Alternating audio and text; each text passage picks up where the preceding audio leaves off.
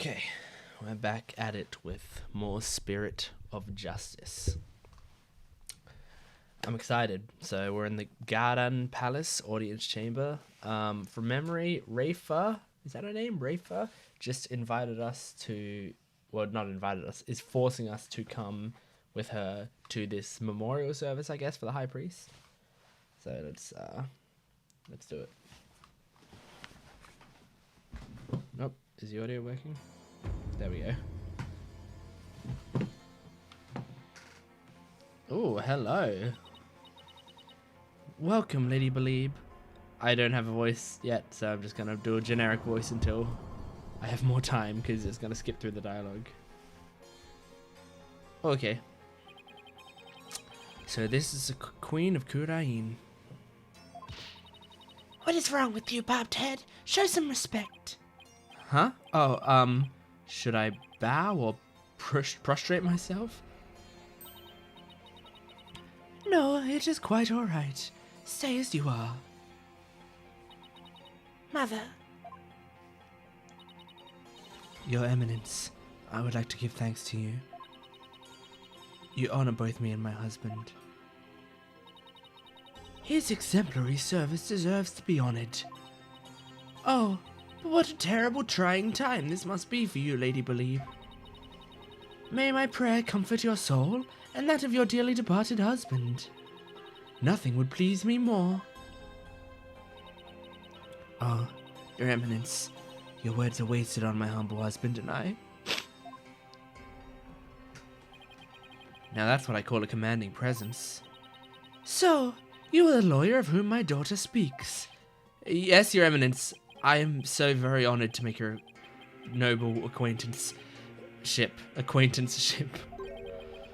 I'm humbled to bask in your resplendence. Did I overdo it? I have no idea how to talk to a queen. May the Holy Mother's blessing be upon you. Now then, Lady Belieb, let us go to the chamber of prayer. Rafa, you are to accompany us too. Yes, Mother. Wow, the queen is seriously something else. There was also that dude. The prayer of lament, huh? Wow. Don't see how that will do any good. I'm gonna give him a weird Italian accent. It's Justice Minister Inga. Who are you, buddy? Nice to see you again, Minister Inga. Again, have we met? I'm Phoenix Wright. We met in the accused lobby the other day. Oh, right. Blue suit, jagged hair. You're that lawyer who brought my daughter down a peg or two. Your daughter? Yeah, Rafa. He's Princess Rafa's father? So he's Queen Kudain's husband. You planning on sticking your fat nose in this mess too? The accused is a good friend of mine. Like I said the last time, you better watch yourself. See? Do you mind if I ask you a few questions? You want to question me? That would be great. You got balls for a lawyer. Guess I can play along a bit. But I got things to do, see? So we have to talk while I work. Alright, let's talk to this man about this incident. I want to let you know that I'll be the defense lawyer on this case too. Yeah. Ugh. Well, don't say I didn't warn you. You only won last time because that idiotic prosecutor filed the false charges.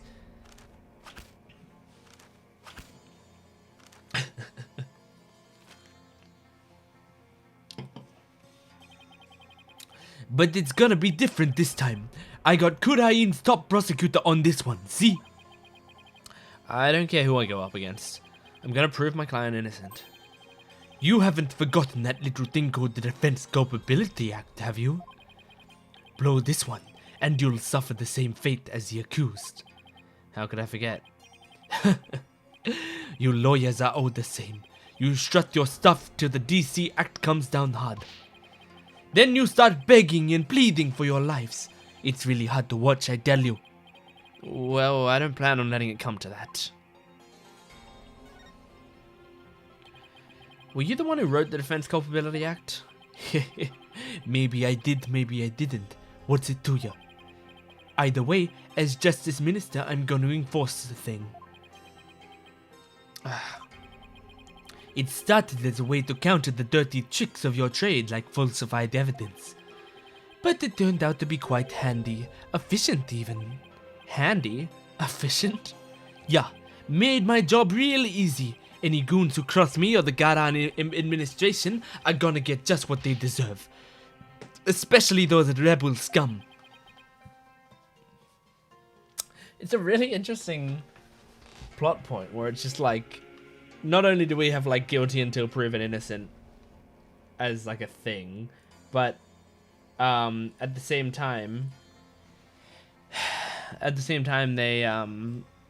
they like straight up make the lawyers pay as well. So lawyers don't want to help out, like don't want to defend people. But it also, you can almost see the logic to it, because it's like, well, in a way, the lawyers are aiding their crime. So if they're proven to be guilty, the lawyers were trying to get them off scot-free.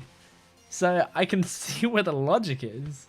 It's still absolutely crazy. You can get away with that here? Better watch your mouth, lawyer. I enforce the law in Kudain, see? And being that I'm the queen's husband, that makes me king. No, I'm pretty sure the queen is the boss around here. Go on. Say what you're thinking so I can charge you with lay majesty. I can't get myself arrested now. I feel like this is going to be the sort of game, or this is going to be the sort of case where at the end, this guy's not going to be able to accept it. Assuming he's not the killer. He might be the killer. But assuming he's not the killer, he's not going to be able to accept the crime, whoever it was, and the queen's going to step in and be like, listen, this is, I make the rules around here. I mean, or the judge. I can't remember if the judge had power in this law system. Listen up, lawyer. We got a low crime rate and a populace that lives in peace. And that's all thanks to the DC Act. So I don't want to hear any more lip about it. But I can't defend my client unless I can speak my mind. Even without the DC Act, Dirk and his insurgent scum by these days are numbered. What's that supposed to mean? Let's just say I got a little trick up my sleeve, so I'd watch it if I were you. 'Cause you got a defiant attitude, like one of them dragon dupes.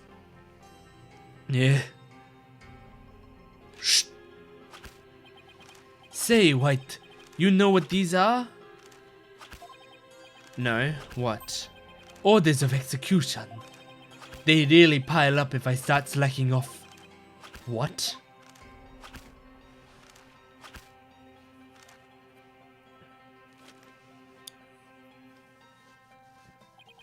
And tomorrow, I'll have even more work to do, processing the one for your little friend. And if you really do defend her, I'll have to add one more to the pile for you. But you're not stupid enough to waste your life on that criminal, are you? Don't worry, I'll make sure to lighten your workload, Inga. I won't give you a single execution order to sign tomorrow. I've returned, barbed head. Your benevolence. Are you done with the riot? Yes, it was performed flawlessly. Lady Belieb stayed behind to speak with Mother. I hope this will help ease their sorrow even just a little. So, you have been speaking with my father? Yes, you can say that. My father is a great man. He works tirelessly to keep the peace in our kingdom. Kudain, as it stands today, owes everything to the efforts of my mother and my father. You should feel deeply honored. Under normal circumstances, they would have never spoken so readily with a lawyer. Yes, of course. It seems Rafa doesn't know what her father is really like. Well, now that we're done here, let's go see if I can talk to Maya now. Hey, Maya. May 10. I should say Maya 10. Oh, it's you, Nick. Maya, are you okay? The questioning wasn't too harsh, was it? No, I'm alright. How about you? Make any progress? Well, I haven't found any conclusive evidence that could prove your innocence. But I have a small lead. Really? But for right now, I'd like to ask you about the High Priest. Sure, ask away. By the way, what's the princess doing with you still, Nick? Doesn't she have anything better to do? Doesn't seem like it. I heard that. How rude. Of course I have many other things I should be doing. Okay, the High Priest. Let's get some questions. It's just a thought, but do you think the High Priest could have been a rebel? A rebel? Why would you even think that? Okay. This is so far, this is my favorite Maya, 3D Maya expression. That's great. That looks great. That expression is great. Because if he was, then the rebel hunter Lady Kira would have had a motive to kill him. I think that's a new sprite as well. So that goes with my theory that, like, it's weird when they're reusing old sprites but making it 3D. That's what makes it uncanny. But this, I don't think she's... Yeah, no, because her sprite in the 2D games is like her putting her arms down and going like that. That's her shocked expression. Like, so in this, it's like that, and that looks great. What? Uh-oh, Princess Rafer overheard me. What idiocy is this? Abaddon me, a rebel? It is beyond the pale. My mother has offered the prayer of lament to his soul. That is the sort of person he was. All right. I was just raising the possibility. I will not listen to such tomfoolery. She stormed out. Oh well, nothing we can do about that. Do you recall the High Priest doing anything suspicious? Come to think of it, he seemed unusually restless during the rite. He kept glancing up at the sky, though I have no idea why. He was restless and kept looking up at the sky? Huh, that doesn't really tell us much, does it? Anything else come to mind? Okay, looking up at the sky. Alright, okay, because we have this. Was this used as a parachute? Maybe? Because, okay, there's a prison on the top of the mountain. There's a guy that escaped. No one knows how he escaped because there was a mountain. He didn't use any tools. And there was this found there, and the High Priest is looking at the sky. Somehow, did Maya get drugged or put to sleep somehow? The criminal parachuted in to this area and killed the High Priest. I don't know. That's definitely a theory. Because you can't get in otherwise, right? It was shut off, but you can get in from above. So if you parachuted in, that's the way you had to do it. Anything else come to mind? Sorry, that's about it.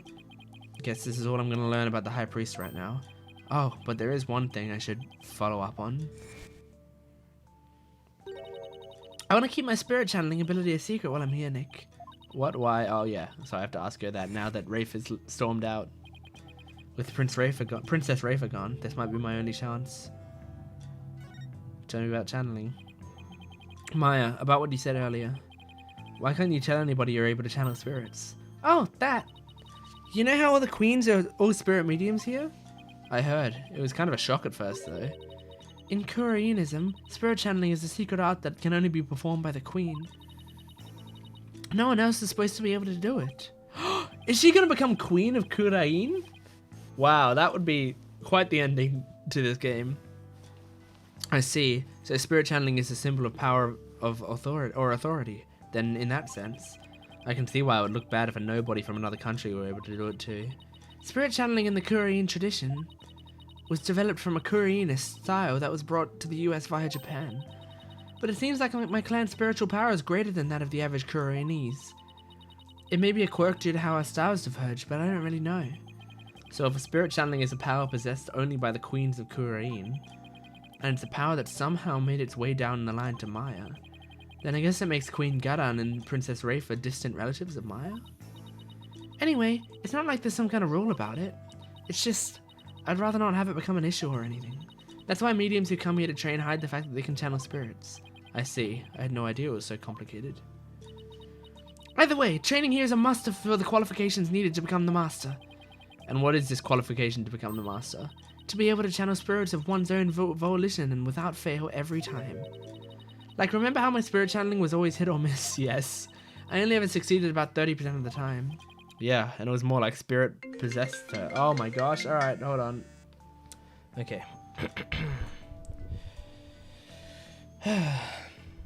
So, you can just do it every single time now, whenever you want. Yep. At least, I think. You think? Well, I haven't actually tried channeling anyone since I completed my training here. But once I get back home, I plan on taking the final spirit medium test.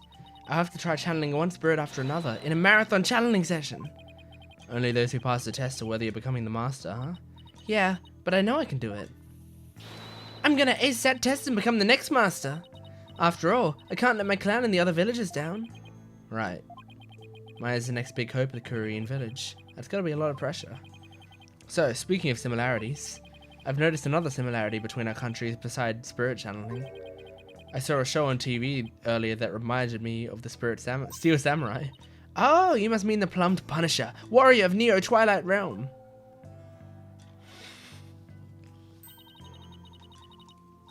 So you've already seen the Plumbed Punisher? You really don't miss a beat.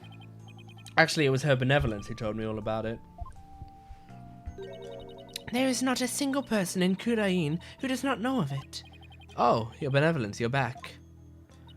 As the royal priestess, I am charged with monitoring your movements. So, I have changed my mind, for in order to fulfill my duty... Ha! I must not avert my ears, not even for your blasphemous theories. Her sense of duty is commendable, but I wouldn't mind if she backed off a bit. Great timing, your benevolence. There's actually something I wanted to show off to the both of you. Show off? Maya sure seems excited all of a sudden. Yep. Ta-da! What's that? It's an ultra-rare Plumbed Punisher strap. There's only one of them in the whole world. I bet Rafe is gonna love this, but have to try to pretend she doesn't. It was specifically made to promote the TV show. You're the owner of this strap? Don't tell me. You're a Plum Punisher fan, aren't you, Your benevolence? No, of course not. Only little children watch that show. Yeah, I know it. I love it. Her and Maya would be best friends if she was a little less steeped in tradition. Oh, her blushing face. I have no interest in such things. Right. Huh. No, I'm telling the truth. Sure, let's just leave it at that. So, how'd you get your hands on that, Maya? I found a kindred spirit and a Plumbed Punisher fan here in Kudain. It resulted in an exchange of cultures transcending national borders. And by culture exchange, you mean you swapped TV show promo merchandise? You bet! I traded my Steel Samurai watch for the strap. It's a super rare watch that plays the Steel Samurai theme when the alarm goes off. My newfound Kudaini's friend was so happy, I got this one-of-a-kind strap in return. I guess there are people like that wherever you go, even here in Kudain. Watch this. When you press the Magatama on her belt, it plays the show's theme song.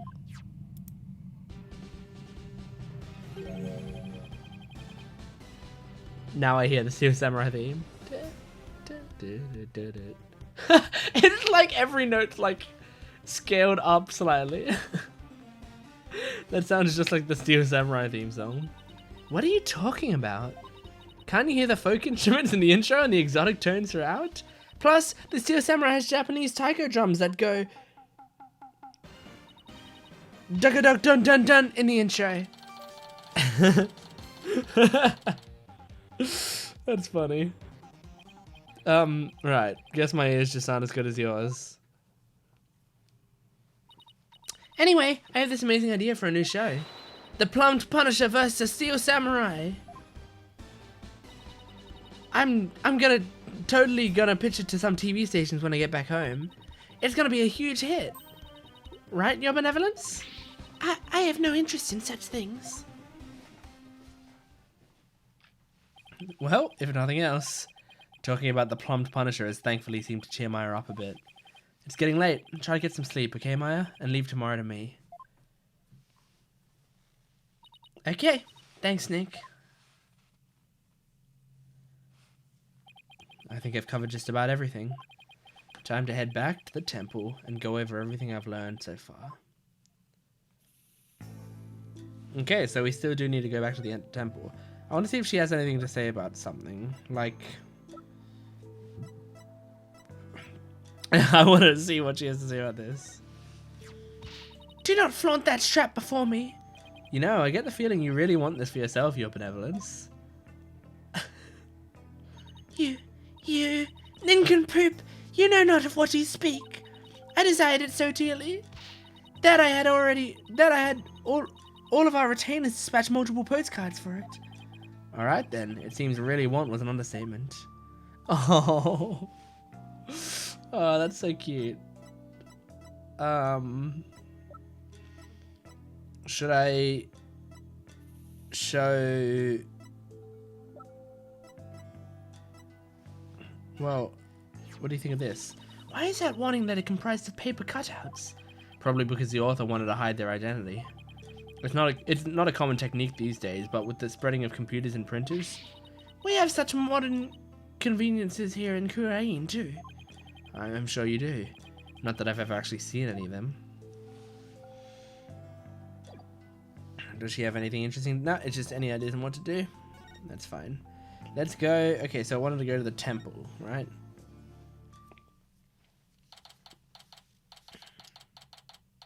Temple.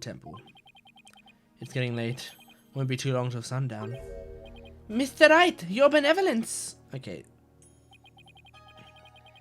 Are you done with your investigation today? Pretty much. I thought I'd go over what I learned so far. Okay, sorry. I accidentally skipped stuff. Are you done with your investigation for today?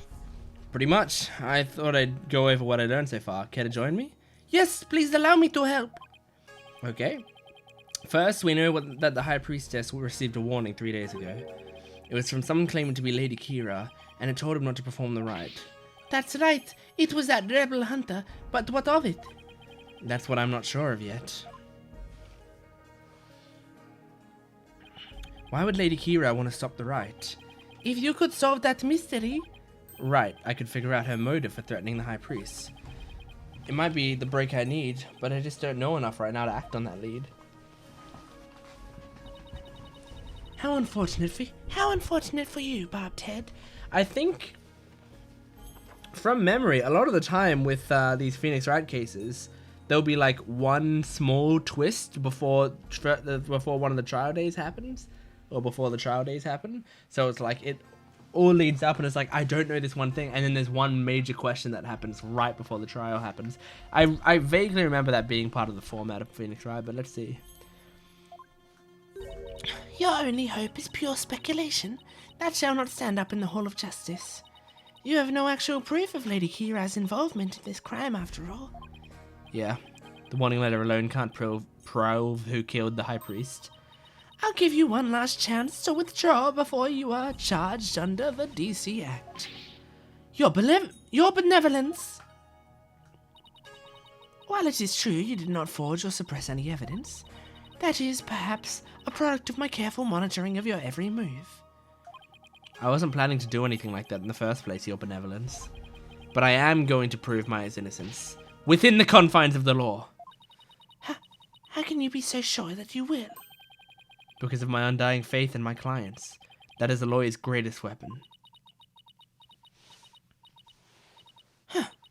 What nonsense. You have chosen to dig your own grave. When next we meet, it shall be in the Hall of Justice. As Royal Priestess, it is my duty to reveal the truth throughout the divination seance. This time, I will prove that the insights I glean thereof are the very truth itself. Prepare yourself, for this shall be your last trial, and your last rites. I'm so excited for the potential of character development for Rafa. It's so exciting. Tomorrow shall end with you under the headman's axe. Tomorrow, I'll be defending Maya in that so-called Hall of Justice again. Show the Winston pain.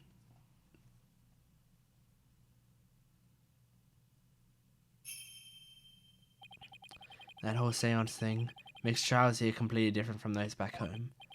Plus, I don't have a shred of conclusive evidence. On the other hand, I've got plenty of confusion and anxiety to spare. I'll have to think of something. After all, I'm the only lawyer in all of Kudain. I have to do this. I will do this. I'll prove Maya's innocence if it's the last thing I do.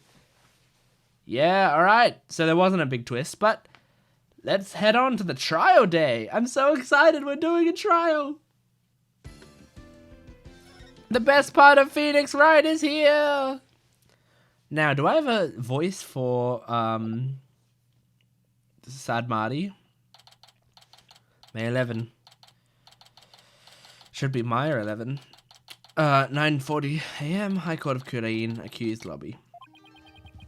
I wasn't able to find any conclusive evidence yesterday. But if I can figure out Lady Kira's motive for threatening the High Priest, then maybe... Nick, today well, don't look so down, Maya. I'm gonna defend you with everything I got. You would do well to cease this insanity while you still can. I'm guessing it's her, yeah. As I said yesterday, I'm going to defend my client in court. Well, know this. You shall not witness a miracle of that sort that occurred last time. The moment she is found guilty, you too will be found guilty of abetting the accused. I never claimed to be a miracle maker, but I am good at discovering the truth. And unlike miracles, the truth is always waiting to be found. The truth, you say? Huh. Then it seems you have chosen your fate. This shall be your very last trial. Nick. I'm going to prove your innocence, Maya. You'll see. After all, you have to introduce the plumbed Punisher, warrior of Neo-Old Twilight Realm, to the folks back home, right? Right! I may be a defendant this time. But I'll be by your side like always, Nick. Thanks, Maya. This place is tough on lawyers. I'll need all the help I can get. Plus, it's always good to have you on the team. Well, it's time. Let's go.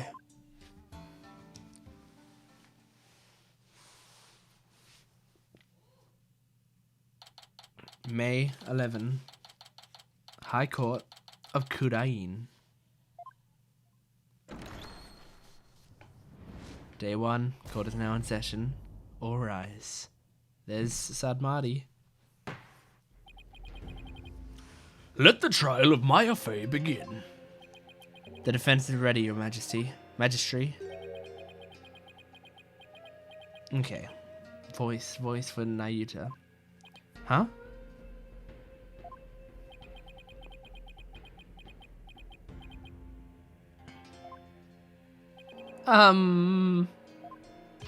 Quiet. Can't you see Prosecutor Sad Marty is absorbed in silent prayer? Great. The trial has barely started and the judge is already mad at me. He's very devout for a prosecutor. Aw, that's a cute sprite. That is a 2D sprite, I think, but they made it 3D, but it looks good. Why is the accused standing over there? Oh, well... Your Majesty, in addition to being the accused, she is also my assistant. The accused is your assistant, you say? Very well, then. A criminal does indeed make a fitting partner to a lawyer with a defiled soul. That wasn't very nice. Yeah, well, again, this is a great sprite. Okay, as I'm warming up to it more, I'm liking her remade 2D sprites. Yeah, well, bad-mouthing lawyers seems to be a custom of sorts here in Kudain. I must say, I am surprised to see you're still here in Kudain, Mr. Wright. And even more so to find you in the Hall of Justice once more. I cannot fathom why you would willingly risk your life in yet another trial. The answer is simple, Your Majesty. I'm a lawyer, and that's what lawyers do. Although, to be frank, I'd rather be anywhere but here right now.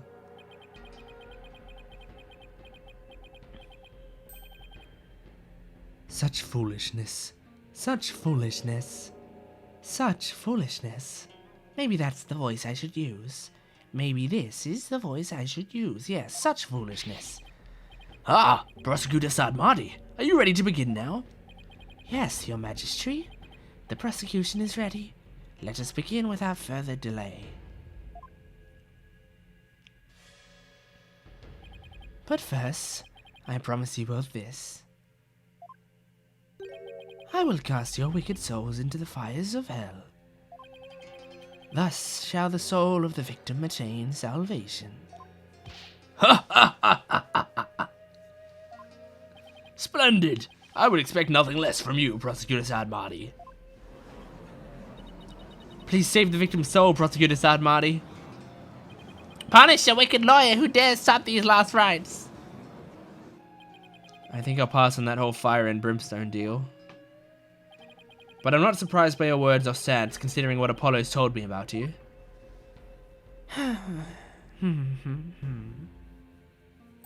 So, it was you who instilled that putrid loyally guile within him. Putrid... what? He too must soon face the fires, lest his soul be lost to redemption. But I shall send you on ahead, so that he will not be lonely when he arrives.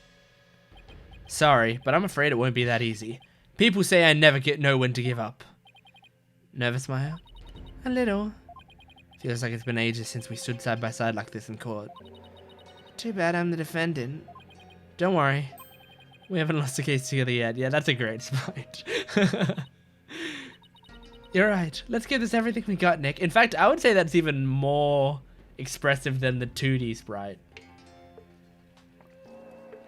I think that 2D sprite I've always liked, but I've never loved. I think I love it in 3D. Now then, Prosecutor Sadmarty, would you please explain the case at hand? Of course, Your Majesty. Let us begin the last rites of the victim.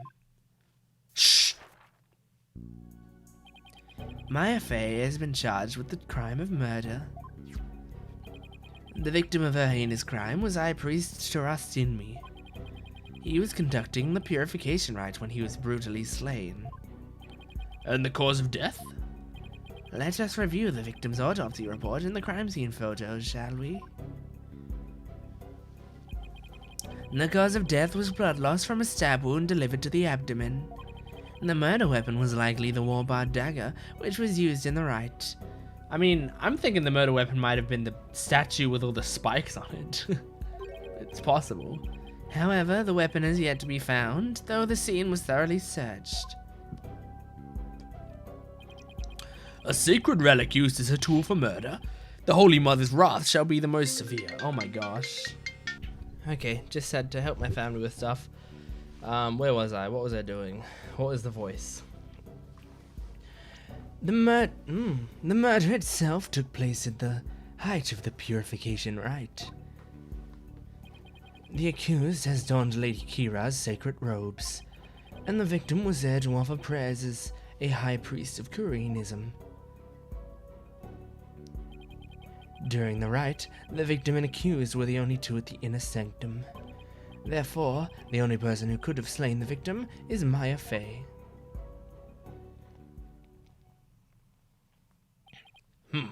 I must say, that does cast a great deal of suspicion upon the accused. Indeed. Now then, allow me to submit this diagram of the crime scene as evidence in this case. Oh my gosh, oh my gosh. I need to turn on Do Not Disturb at every turn, don't I?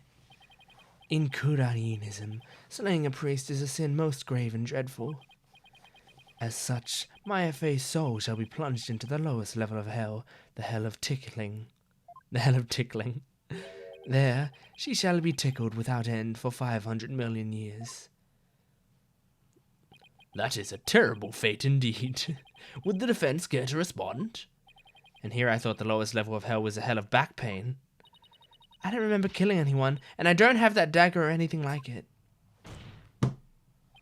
As my client stated, she has no memory of the event as described by the prosecution. But more importantly, she had no motive to kill the High Priest in the first place.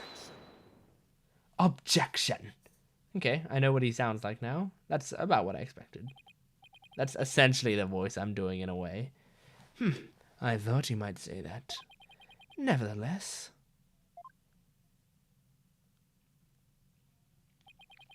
The meaningless prattle of lawyers is utterly ineffectual here in the Hall of Justice. For all will be made clear by her benevolence, Rafa Padme Kudain's insights. So it is, and so it shall be. The divination seance reveals the truth for all to see. Here we go again. I forgot how this works. Bailiff, please show in the royal priestess.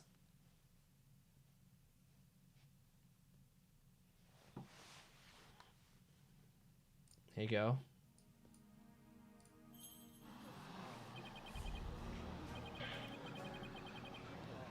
It's Princess Royal Rafa. Glory to the Holy Mother on this blessed day. As popular as ever, I see. Rest assured, good people of Kudain, I will defeat this murderer and her abator. They shall not escape on their freedom expressed today. What a joy it is to have the royal priestess back in the Hall of Justice. May the Holy Mother grant us her divine favor, your Daihara Kudain. Daihara Kudain. Daihara Kudain. She sure looks pleased with herself.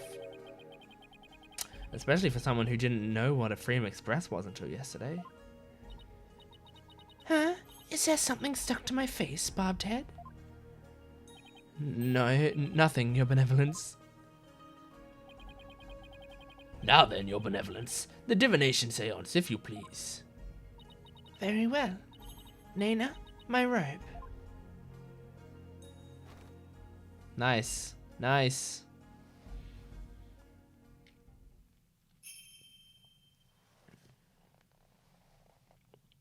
O Holy Mother, we hold this divination seance in your name. Rafa's voice actress. Let the eyes of everyone here be clear, and our ears be unstopped. I love it. O dance of devotion, guide the victim's soul to me, so that we may receive their final memories in the pool of souls. That's basically how I imagined her to sound. That's not the voice I'm doing because I actually decided to...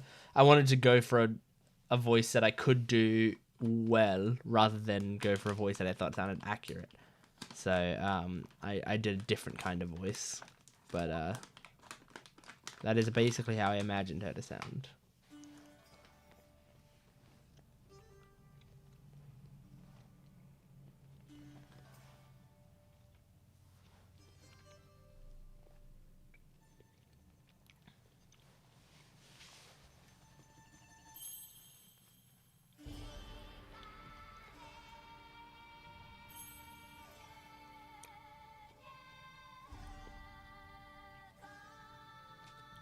Man, they couldn't do anything like this in the original Ace Attorney games. They would have one picture, maybe. Even then, they barely had any pictures in Ace Attorney.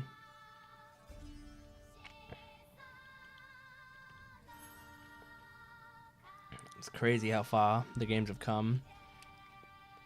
I know some people don't like the switch to 3D, but man, I love it.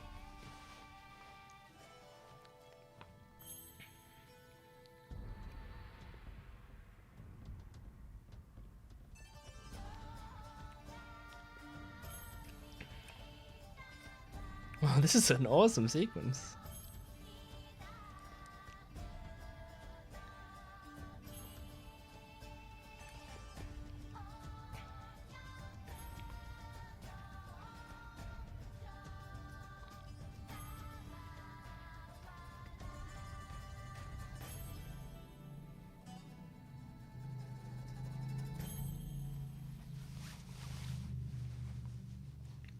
Dope.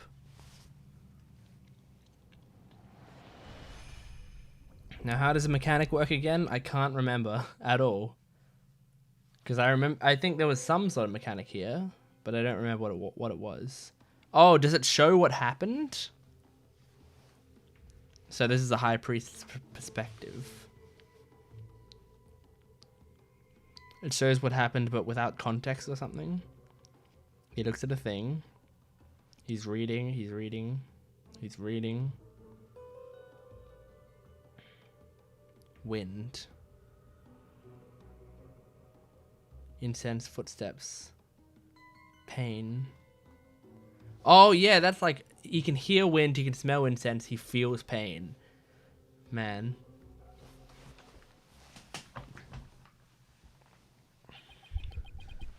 The victim's mitama has spoken. The divination seance is complete. Great. Another clearly incriminating seance vision. It could not be any clearer, O foul defense. It could be a bit clearer.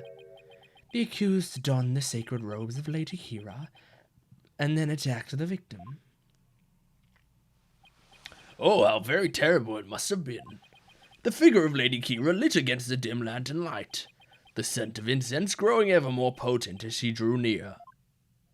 One can almost sense the horror Abbott in me must have felt.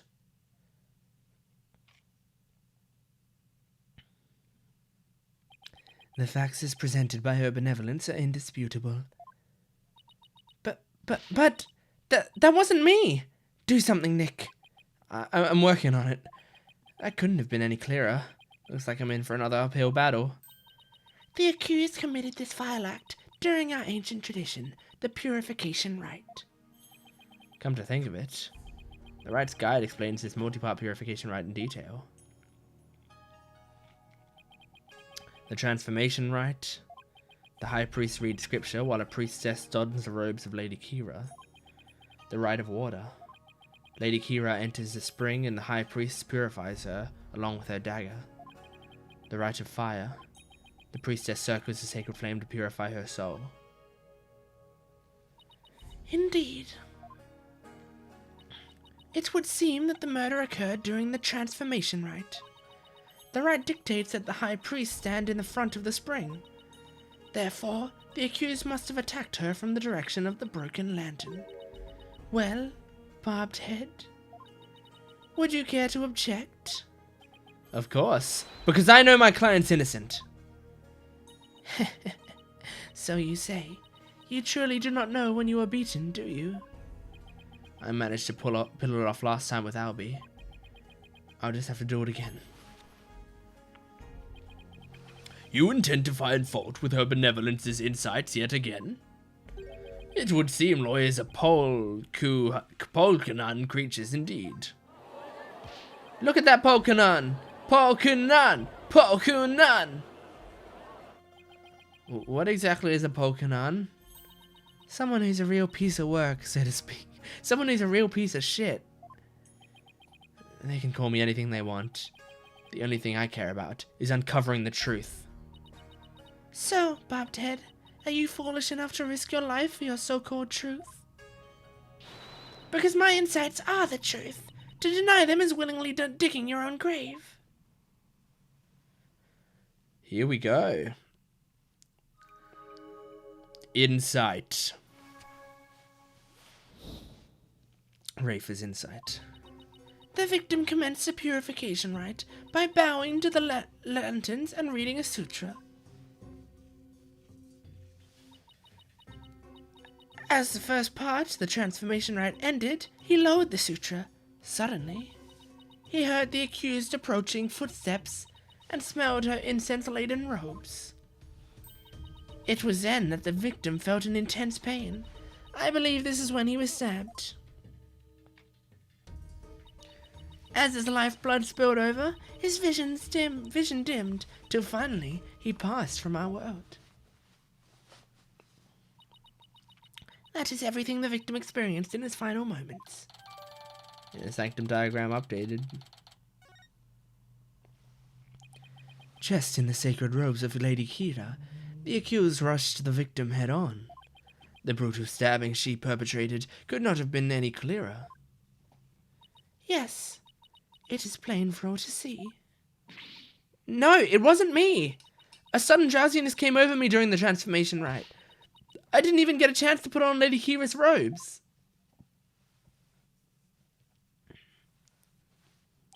You waste our time with such meaningless statements, accused. You cannot explain away the truths revealed by the royal priestess's divine insight. How did you end up finding contradictions last time?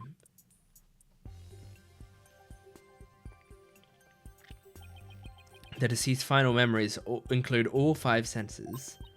Oh, you mean those words that appeared in the pool of souls?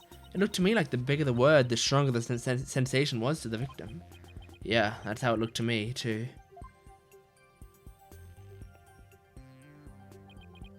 The sensations themselves are never wrong, only their interpretations. That's why I tried to point out mistakes in Rafa's insights the last time. So there could be contradictions between... Oh, so there could be contradictions between what Abbott in me felt and her insights, huh? You got it, and I'm gonna find them this time too. Should I check how to point out contradictions in Rafa's insights? I'm okay. So I think it's possible... maybe that was Maya in those robes. She passed out. Spirit took her over. Maybe the spirit of Lady Kira herself. She stood up. She saw that Abbott in me was going to die from behind or above or whatever. And then she rushed to try to save him, and he felt pain getting stabbed in the back or something. That's a guess. That's a guess of mine. Now I remember how it works. Still, the sensations this time seem to fluctuate more than the ones from Albie's trial. In which case, I'd better keep an eye on changes in their intensity too. Okay, time to point out the sensations that contradict the insights. Alright. The victim commenced the purification rite by bowing to the lanterns and reading a sutra. So there's a bow. And there's a bow. Isn't that the broken lantern? First part, they lowered the sutra. Okay.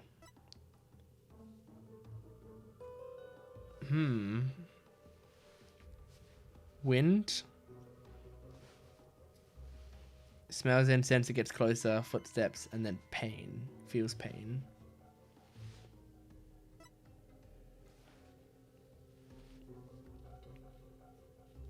He heard the accused approaching footsteps and smelled her incense-laden robes. This was when it stabbed. Blood spilled over his vision dimmed until he finally passed out. Okay. So I know we also have a broken lantern. And I was thinking about the broken lantern being like... So yeah, there's the broken lantern. Is the broken lantern lit? That's the important thing. Is it supposed to be lit?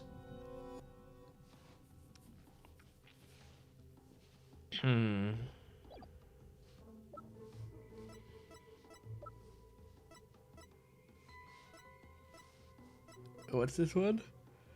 Yeah, okay. I know this, right? The water was already stained. But we don't have any proof of that.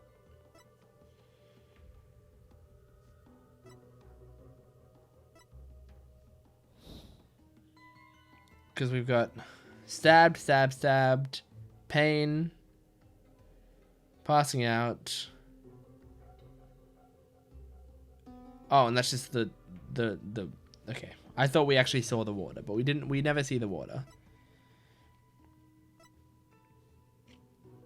Okay. It says he had intense pain, right? Intense pain. How bad was the pain? Let's see. That seems pretty intense. That's like bigger than everything else on the screen. So that's understandable that was... He heard the accused's footsteps. Although, hang on. Should we... So maybe because the footsteps...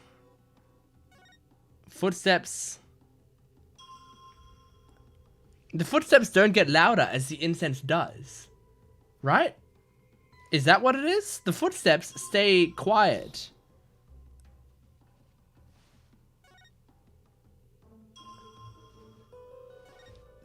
So, perhaps that's what we're doing.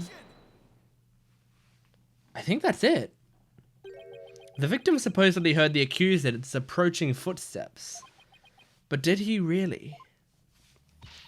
What nonsense is this? Is it not abundantly clear? No, it's not. Because there is something strange about those footsteps. Strange? Explain yourself, Bobbed Head. The footsteps are strange because they don't get louder. They're not getting any louder. And why exactly does that matter? Please focus your attention on the incense the victim smelled. The scent grows stronger as the accused approaches. If the accused really had approached the victim, the sound of her footsteps would have grown louder as the scent of incense grew stronger. Ah! Why, that makes perfect sense. How can this be explained, your benevolence? Well, there must be a reason.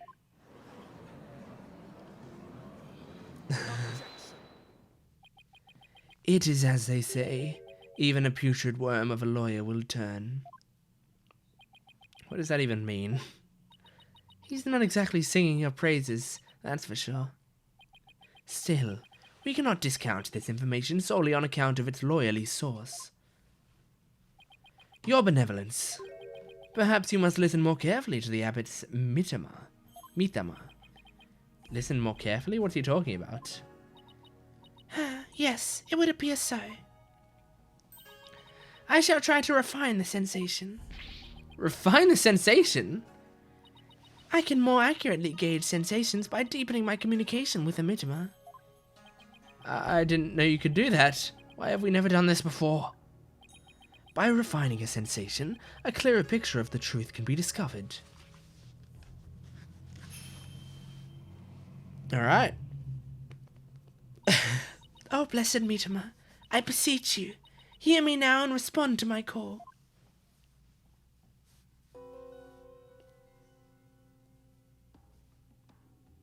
Bells. Footsteps changed into bells. What could this mean? Bells. But the only bells at the scene of the crime were the ones on Abbot Inme's ankles. Ah, that jingling must have come from Abbot Inme's bells. You mean those big things he had on his ankles? Well, there you have it. The sound of bells was from the high priest's own footsteps. Then that means... If the footsteps belong to the victim himself, it means it was the victim who was moving, not the accused. Oh! The victim was the one who went running toward the broken lantern from the spring. Oh, cool twist! A far cry from what her benevolence insight would have us believe. Ah! Oh. Interesting. But why would the victim have approached the accused? This is really interesting. I love it. And the music. Maybe he was trying to defend himself. Please explain. He could have felt threatened by Lady Kira standing there with a dagger. If so, he might have thought to overpower her before she attacked. Still your voices. This is nothing but a theory, and a poor one at that. Be not led astray by this lawyer's obvious postulation. While his insolence is inexcusable, I would ask that you calm yourself, your benevolence. Is there something you would care to say, Prosecutor Sadmadi? Even if it was Abbot Inme who moved, it does not negate the accused's crime. What do you mean? The accused was likely waiting for the high priest to approach. Ah! And as he neared, she plunged the dagger into him. It is as simple as that. Oh, right. It really doesn't change much, does it? Yes, it is as the prosecutor has said. In fact, it is as I meant to say all along as well. Right. And that's why he was so shocked when he first heard it. Understand now, lawyer? That contradiction you conjured up has come to naught. Once I hone my insights, it will vanish like the dying rays of the sun. Insight revised. He rushed the accused and tried to fight her off by the broken lantern. See, the fact that it was Abbot Inme who moved changes nothing. Come on, Phoenix. You gotta keep your cool. That contradiction I pointed out must mean something. That one sensation changed after Princess Rafa refined her vision. It stands to reason that something else might have changed too because of the refinement. I should focus on any sensation that have changed, while searching for more contradictions between them and her insights. Okay. So, he bowed to the lantern, bowed to the other lantern. Okay. then read the sutra. Read it. Reading.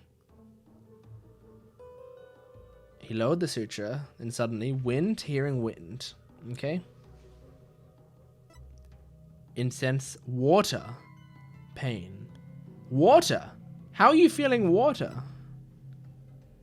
Okay, yeah, how would you be feeling water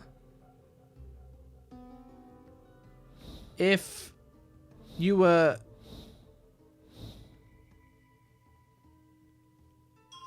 Yeah, how are you feeling or hearing water?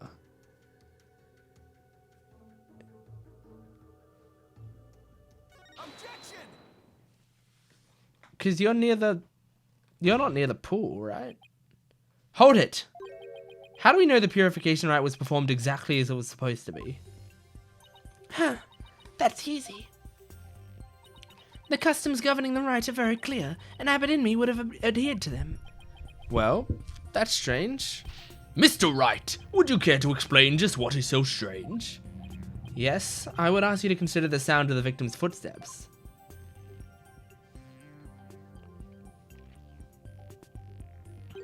The sound of bells changes to the sound of water at some point. What's this? It's simple. The victim must have stepped in some water. Oh? Yes, and the only source of water in the Inner Sanctum is the spring. And therein lies the contradiction. What contradiction? I believe the rite started out as it should have. The victim stood with his back to the spring, and the accused had stood right in front of him. But we now know that the victim then moved into the spring. Paul Kunka, that is absurd. This means the accused's location differs from what her benevolence insight indicates. Ah! Then, where do you propose the accused had stood once she donned Lady Kira's robes? Based on the sound of the victim's footsteps, I believe Maya was standing here. Well, so the victim went closer to her, so she had to have been standing here, right? Until this moment, we've all just assumed that Abbot Inmi and Miss Faye were standing where they were supposed to be, as shown in this rites guide. In short, the victim should have been standing with his back to the spring and the accused in front. However, if that is how they were really standing, he couldn't have stepped into the spring as he approached her. The problem is the victim did step into the spring. This can only mean that Miss Faye had actually been standing in the water. But if this is true, then their positions would have been completely reversed.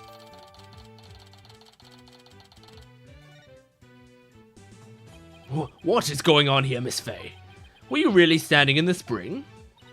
I'm sorry, but I barely remember anything about the rite. The High Priest would never make such an obvious blunder during a rite. What on earth? Is that even possible? Oh, I love that. That's enough! Be that as it may, this does not overturn my insights. It doesn't? Let us say the accused was standing in the spring. So what? So what? This completely reverses the positions is what? That's their position. That their positions differed from what is customary is rather curious. However, what does that change? It certainly does not erase the accused's brutal crime. I guess you have a point there. You lawyers are an absurd breed. Never thinking ahead, you cling to the first insignificant contradiction you can muster. Ugh. Sounds like Princess Rafa has a pretty good grasp on what lawyers are all about. Oh, Maya, where would I be without your brutally frank commentary right now?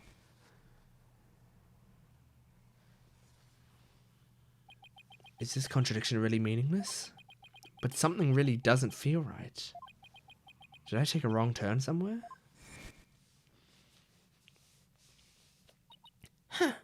I will now amend my insight to account for this new truth. Insight revised. He rushed the accused and tried to fight her off by the poolside lantern. Now, the contradiction is no more. But the truth of the matter still stands, no matter how stubbornly you deny it. What do you have to say for yourself now, Mr. Wright? Nick!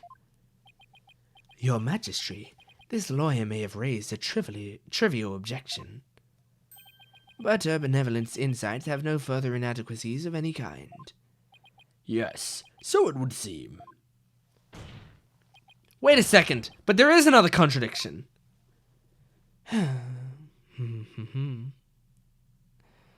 Still you flounder about, wretched beast. Though you rack that putrid brain of yours, nothing worthwhile will come of it. Maya, please tell me you remember something that might help us out here. Sorry, I really don't remember a thing. But now that the place I'm standing has changed, who knows? That alone may cause a new discrepancy with Princess Raisfair's insights. That's right. We know that Maya was standing in the spring. A major change like that could very well produce a contradiction. I should take another look at the Inner Sanctum diagram in the court record and confirm where Maya and Abbot Inmee were standing. Inner Sanctum diagram. Okay, so the broken lantern was behind him on the left. So there should have been the statue behind them, but I don't know if that's just not shown because it's just not in there in the vision. And then focus on finding any discrepancies between their positions and the insides. Okay. Yeah, like there should be a thing behind her right now, but oh well.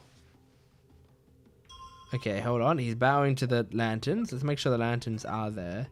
Yeah, so they're on either side of the fountain. So assuming that the fountain is between those two lanterns, that all makes sense. Okay, opening this, looking through, reading. Wind. The wind is blowing that way? That makes sense, I guess. Bells, incense, he gets closer, water, pain. He's knocked out. So he fights her off by the spring side lantern. Victim felt an intense pain. As the life's blood spilled over, his vision dimmed, till finally he passed from our world.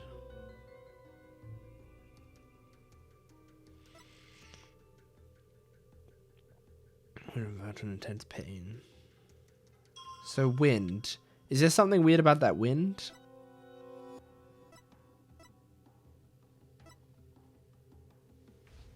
I mean, it looks fine, right? The wind is coming from like above into the tent and blowing toward the mountain. That's what it looks like is happening. It's not blowing toward him, is it? If so, there's a mountain there and that couldn't happen, but I don't think that's what's happening.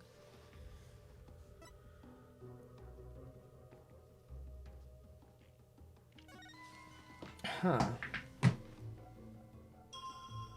Okay. Incense and bells. So he has the bells on. He rushed towards her. Stabbed. Splash and water. Stabbed. Felt the pain.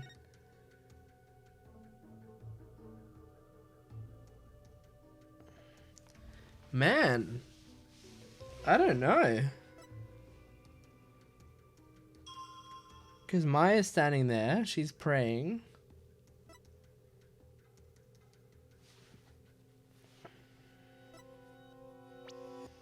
He's bowing to the lanterns.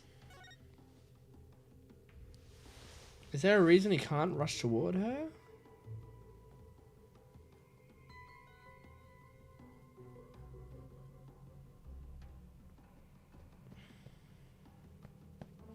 Is there a reason she can't smell like incense?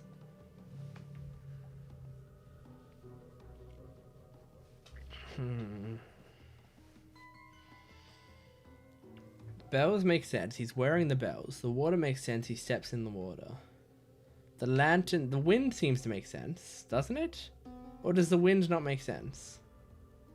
Because, I mean, there's definitely a mountain there, right?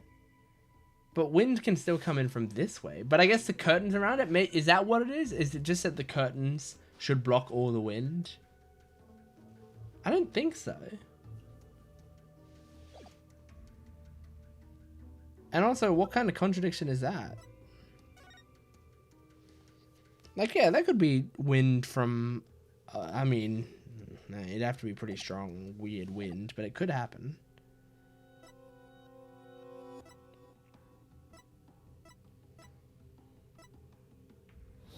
So, let's see.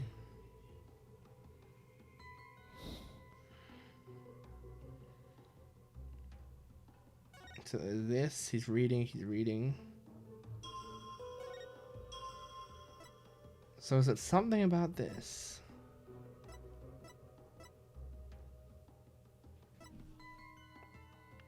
Wind.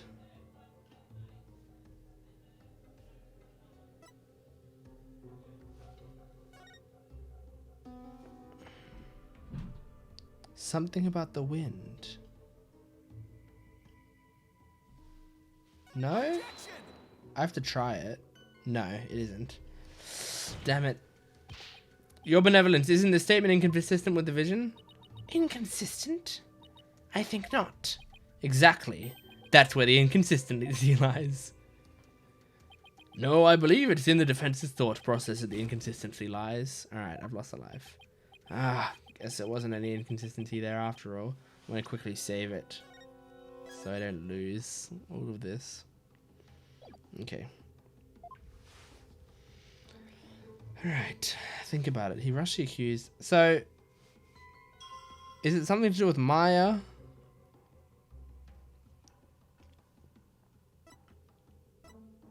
Like, is it something to do with the fact that we can't see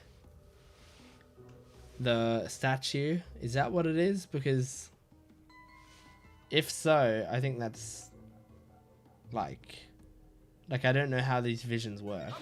There's a lot of stuff we can't see. Nope, it's not that. Damn it.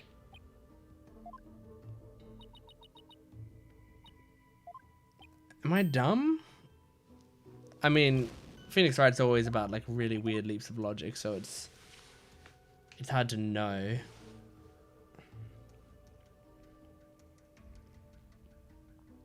So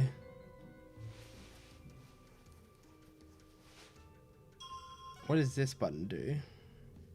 Consultation. You look like you're having a tough time, Nick. Yeah, because I can't find any contradictions. I mean, the sensations in the vision all seem perfectly fine to me. In that case, why don't you read the insights while focusing on what the victim saw? Of course, his sense of sight. Time to go over those insights again. Okay, so it is about the sight. That's good to know. That's a kind of cool button. I didn't know that existed.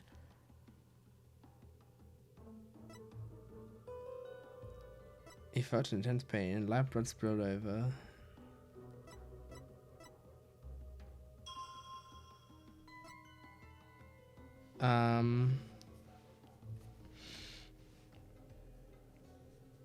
Bowed to the lanterns. Hold on. Let me just see this for a second. I mean, that all seems fine, right? He bowed to that lantern, he bowed to that lantern. She was in the water.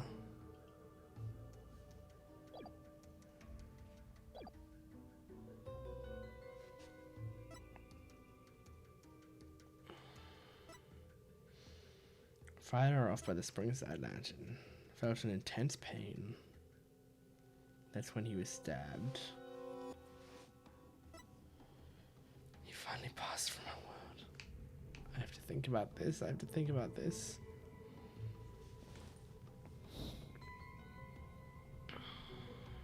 So we read the sutra.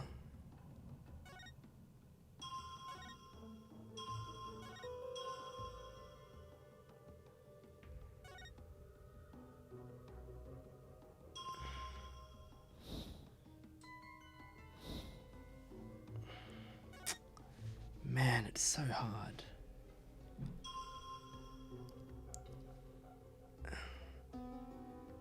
Is it Something about...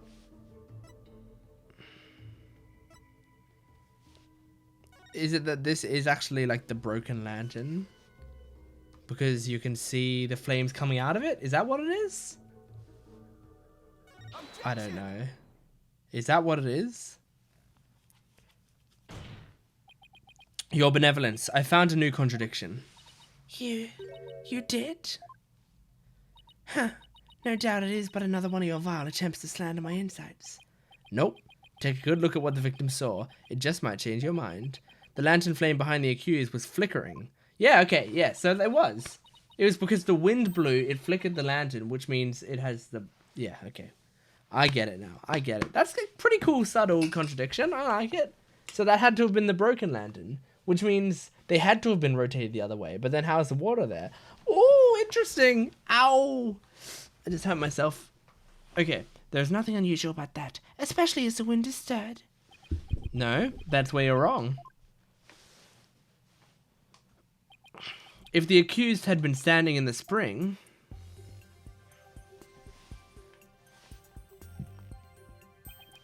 then what you see here should be one of the lanterns flanking the statue. I fail to see your point. My point is, something's wrong here. The two lanterns flanking the statue were both outfitted with glass wind guards. So neither lantern flame should have been flickering in the wind in the first place. Heh. She seems pretty tickled, Nick. I don't remember saying anything funny. I fail to see what you wish to prove here, but... very well. I shall refine the vision and reveal the truth for all to see. Man, you should spend more time refining the vision over and over again until we see all of it. Ah, blessed Meteor, I beseech you, fix your sight upon the lantern there.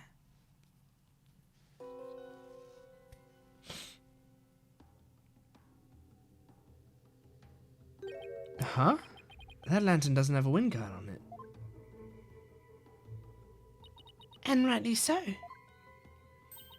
For the wind guard was removed to reveal the sacred flame within for the rite of fire.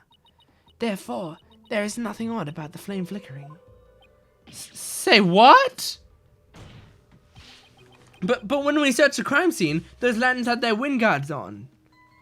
That's because the police put them back on. The sacred flames have burned uninterrupted for hundreds of years, Defense. We could not risk them being extinguished, even during an investigation. That would never fly back home. Well, Barbed Head, are you done quibbling? If so, then it is time to bow down before the testimony of Meteor. Ah! Nick? Don't worry, Maya. I'm just getting started. Alright, let's go over everything we know so far. Maya was wearing Lady Kira's robes and standing in the spring. The High Priest is thought to have been moving toward her, so I should look for sensations that stand in contradiction to this arrangement. I won't give up. I'm going to find a contradiction that will undermine the accusation against Maya.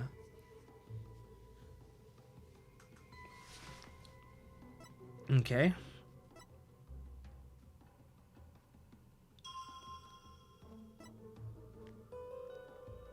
Right.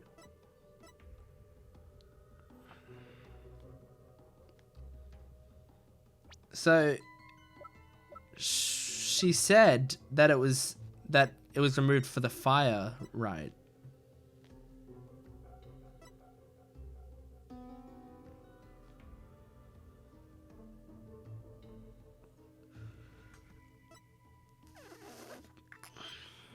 Okay.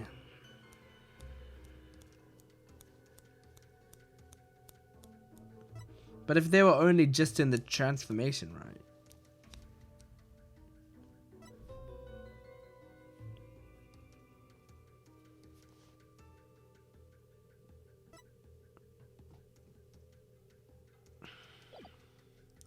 Do they remove the wind guards until then? Like... Alright, let's see if it revealed anything else, now that the lanterns are clearer. So... He reads.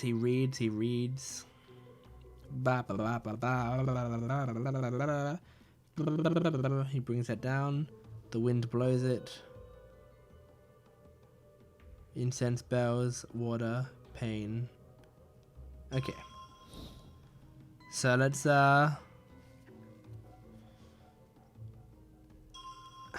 Alright, well let's see if this is correct, because they said the transformation rite ended. Damn it! Damn it! Damn it! Damn it! Why am I so dumb?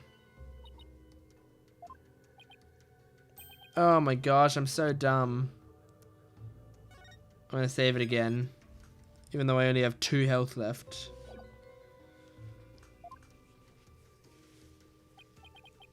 No, I believe it's the defense's thought process that the inconsistency lies. Alright. So, I mean, yeah, that's kind of a weak... Because I don't know if that's where they're going with it. Because I thought it's like, okay, well, they removed it for the rite of fire. But then the rite of...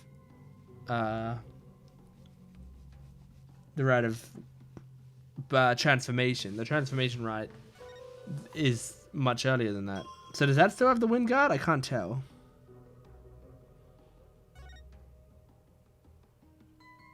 That seems to be fine.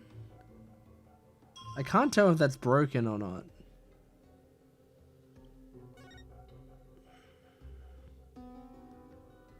So hang on, did that one have... I couldn't see properly.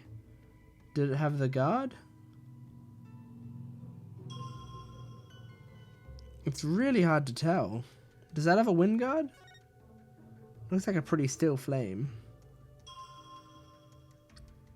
But that one also looks still, so...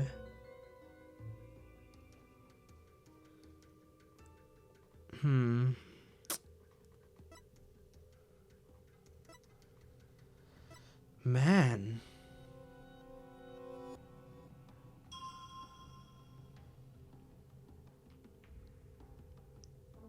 And that starts flickering because of the wind.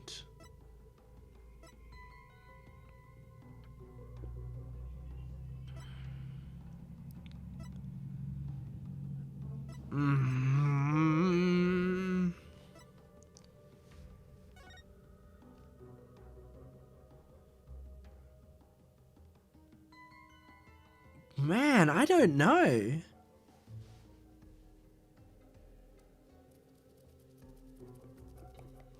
That's really difficult. Holy moly.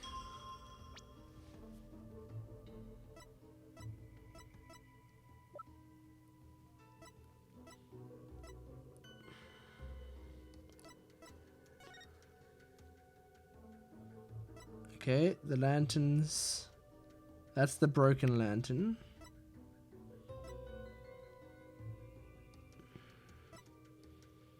We don't have a picture of like a non-broken lantern, right? So that's the broken one.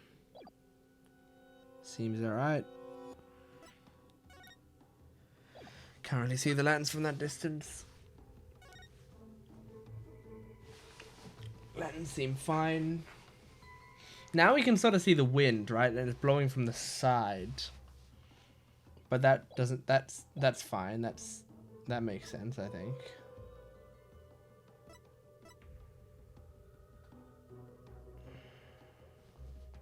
So...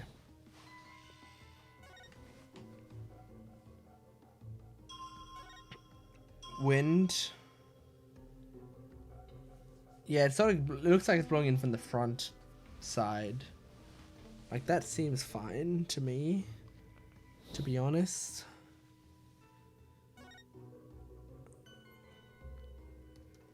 So I don't know what it could be. That lantern looks fine. And that lantern suddenly looks like it's missing something. Does it not? Look, okay, so it doesn't have the right side of it. I mean, the left side of it. It doesn't have the left side of it. I'm going to skip ahead to when he takes it down. And now it does have the left side of it. Does it change? Does the lantern change?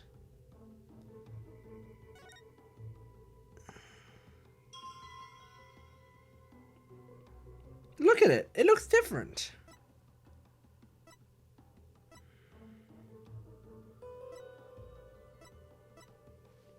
Am I crazy? Why does this one look different? I gotta try it. Did I do it right? What could this possibly mean? That land clearly contradicts the insight, but this contradiction will overturn the entire case I've been building. Are you alright, Mr. Wright? 1 minute you shout out and the next you fall silent. Perhaps it is like the bellow of one who is barreling down a hill with no way of stopping. Is that not right, Prosecutor Sadmani?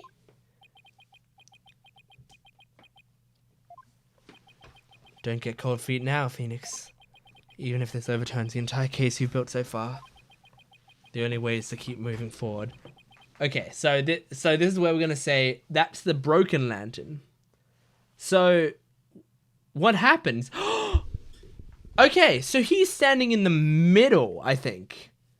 He looks at the lens, bows to them, picks up the thing, reads it as he's turning around. Wait, he's standing... I think I know. He's standing with his back to the statue, and then that thing has a turning wall, I bet. And the wall turns? Is that what it is? And then he is on the other side. Wait, but that doesn't make sense, does it? Because what, are there just lanterns on the other side as well? And then is there water forward on the other side as well? I don't know if that makes sense. We'll find out. Sorry, but I'm not barreling down a hill. In fact, I'm in full control of everything with this indisputable contradiction I found. Is that so? The lantern behind this accused clearly, no, blatantly contradicts your insight. Does it now? One of the lanterns on the entrance side of the Inner Sanctum was broken, and if you watch what Abbott and me saw in his final moments.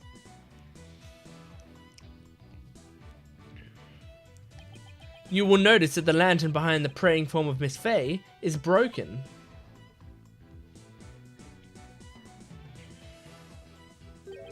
The lantern behind Lady Kira, however, is still intact. In short, we're seeing two different lanterns in this seance vision. How could this be? And even if it were so, how would that contradict my insights? Let me start by saying, the claim I'm about to raise will overturn the case I've built thus far. Will the defense please explain himself? Based on the broken lantern, we can tell Maya and Abbott's in these positions, where the accused and the victim were standing. But did you not just finish asserting that the accused was standing somewhere else?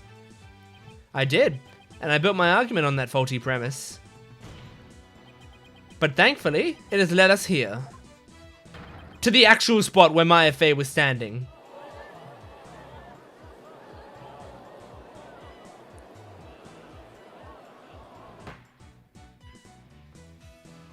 I must say, if the defense keeps changing its assertions in such a capricious manner, its credibility may come into question. I'm willing to take that risk, Your Majesty, because I believe this will be the last time. I'd like to start by pointing out the actual spot where the accused was standing. Very well. Show us where you now believe the accused was actually standing. Based on the location of the broken lantern, where was Maya really standing? Well, she had to have been standing here, right? Because from his position, it was on the right. So unless he was standing here... Yes, she had to have been standing here. I wasn't thinking straight before, but now it's all falling into place. We know the victim had stepped into the spring. That means Maya Fey had to have been standing in the water as he approached. However, his memory, which has only now become clear, reveals that Miss Fey was standing by the side of the broken lantern. In other words, she was standing where she was supposed to be, according to custom. Does that not bring us back to the very beginning? No. This is where things take a different turn, and I mean that literally. The victim had to have been moving toward the spring. That means that while he was moving, he had his back toward the accused. What's this? Do you mean to say the victim turned around during the rite? But such an image appears nowhere in the seance vision. Actually, it does appear. It's just that no one noticed until now. No one noticed? How could no one have noticed something so big? There was a moment when the scripture the victim was holding was all we could see. Thanks to that, none of us could tell that he was in fact turning around in that moment.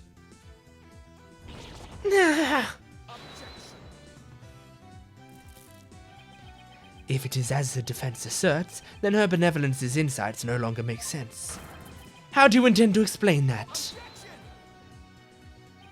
I don't need to explain anything, because it's just as you said, Prosecutor Sadmati. Her benevolence's insights don't make any sense, because they contain a huge error. Such insolence. I feel kind of bad for Rayla. Rafa. Because she's just doing what she thinks is right, even though she's brainwashed. A huge error, you say? Do explain. The huge error is the number of people there, I think. There had to have been 3. I mean, we saw a third person. I believe this is what happened at the scene of the crime. The victim was reading a sutra when suddenly he sensed someone behind him. He immediately looked back to see someone dressed as Lady Kira standing there. Wishing to see who it was, he approached the robed figure. That's when he was stabbed. This cannot be. Oh, but it can. And it is. The inside stating the accused stabbed the victim is wrong. And that is the real truth lying behind this testimony of the dead. Po.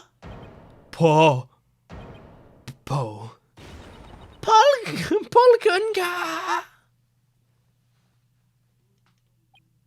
Are you suggesting that there was someone else at the scene of the crime? Have I misunderstood the voice of Mitima yet again? This cannot be. Oh, that was a close one. But I managed to divine the true meaning behind the seance vision somehow. I should add these new facts to the court record.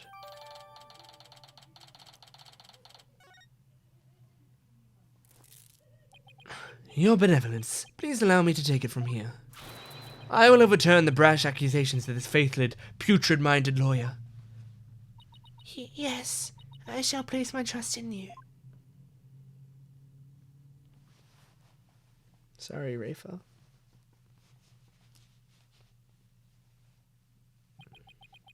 Are you sure about this, Prosecutor Sadmati? My work as an international prosecutor has taken me to courtrooms around the world. And in that time, I have learned to perform the last rites for souls in trials lacking a seance. Yes, of course. Forgive my ludicrous inquiry. Moreover, I have with me a forensic investigator from overseas, Emma! I will show you all the magnificent last rites ever seen. I guess he really does think highly of Emma and her forensic expertise. I'm impressed that he's come to understand their value. Then again, he is an international prosecutor who's solved tough cases all around the world. Time to hunker down, huh? Now then, let us continue with today's proceedings. Could the defense please tell us who the third party dressed as Lady Kira was? Your new claim has negated the insights of the royal priestess, so I trust you have some evidence to support it, correct? Yes, of course. Do I have to... No, this third party must have really wanted to kill the high priest. I might be able to identify who it was if I had evidence of their murderous intent. Well, we're waiting, Mr. Wright.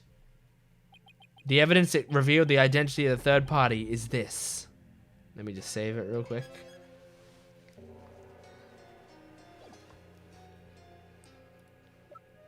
Okay. Probably the warning, right? 3 days before the purification rite, the victim received a warning letter from an unidentified individual. He did? Whoever sent it clearly meant to threaten the high priest. The letter said, "Do not perform the rite." But the rite went on as scheduled. I believe that's why the high priest was murdered. Who do you suppose sent that letter? A person with something to hide. The rebel hunter disguised as Lady Kira herself.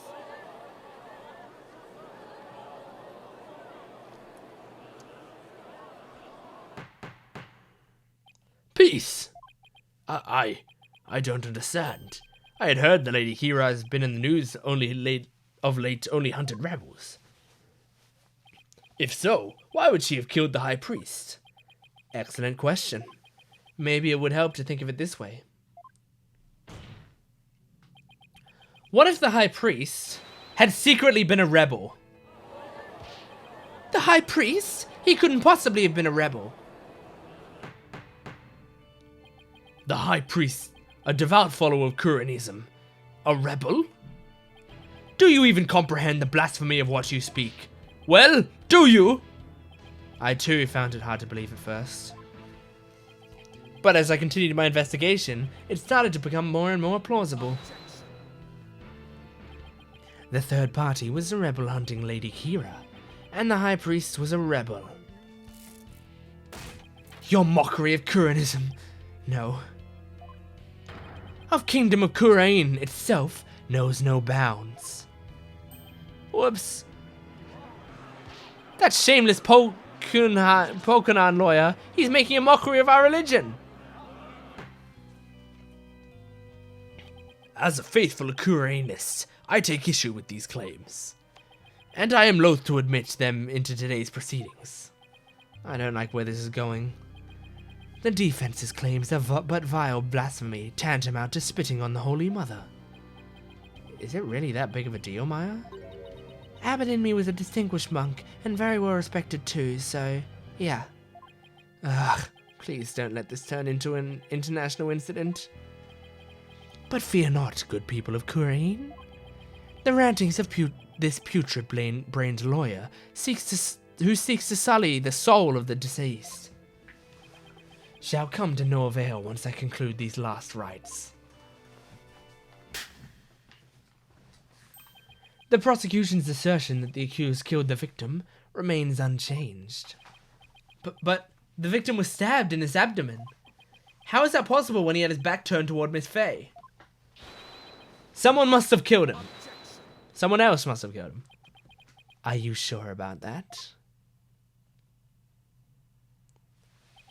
You may have invalidated the seance, but do not let it go to your putrid head. The karmic flow of this trial is, as yet, still in my hands. How can he be so confident?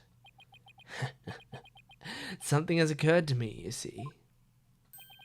And your allegations of a third party are but a deluded fantasy. And I shall prove that by calling a new witness to the stand.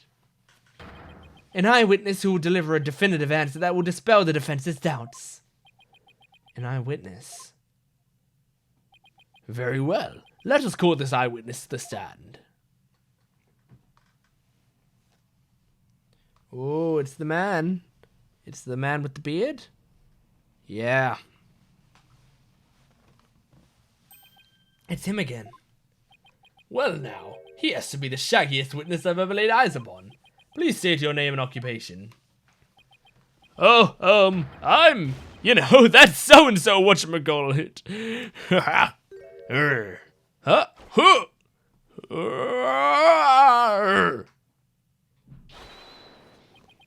Anonymous TBD. At least that's what they've been calling me. TBD, as in to be determined? Can't you just tell us your real name? The witness has suffered a blow to the head, rendering him amnesiac. Therefore, I named him Anonymous TBD in my report, but he thinks TBD is part of his name. You're letting an amnesiac testify? Have no fear. I have already questioned him at length. While it is true he has utterly forgotten his name and past, his memory of what he witnessed is still very much intact. Considering the dearth of information, any new knowledge may be of help.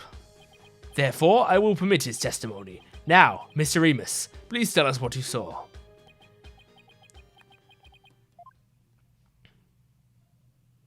Oh my gosh, here we go. An actual testimony. The night of the murder. That night, I was up at the top of Mount Pani, the mountain next to the Inner Sanctum. I heard crowds, so I climbed up there to pray in peace. I know it's a no-no, but since there was no one around, I used my binoculars to spy on the ride at the Inner Sanctum. That's when I saw the accused stab the High Priest with a dagger! There's no way you saw Miss Faye stab the victim with a dagger. I swear I don't know what he's talking about, or don't remember at any rate. Miss Mount Pony Pony, the beautiful mountain that is also known as the Little Sanctum. They must be talking about that smaller mountain from the poster. How? You couldn't have seen that. Mr. Remus, I was wondering. What can I do for you? The Inner Sanctum lies at a high elevation where clouds and fog can obscure the view. Are you sure you were able to see what happened from the mountaintop next to it? Good point. His Majesty raised an excellent question. Well, Mr. Remus? On the day of the riot, there wasn't a cloud in the sky. I had a perfect view. If you don't believe me, check the weather forecast in the paper that day. Nick, don't we have the newspaper from that day? We sure do.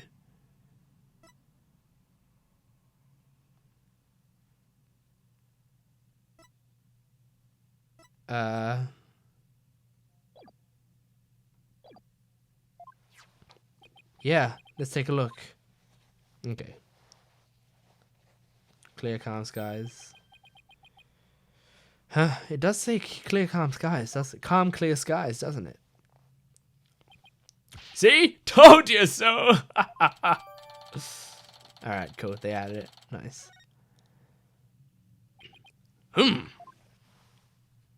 Well, it would appear the witnesses offered testimony worth hearing. Mr. Remus, I too have a question for you. Didn't you already question the witness? Well, that's what I'm here for, alright? Shoot! How is the accused holding the dagger? Was she holding it underhanded, or its blade protruding from the bottom of her hand? Yep, I believe she was. It's called a reverse grip. Ah, I thought as much. Hold it right there. What bearing does that have on this case?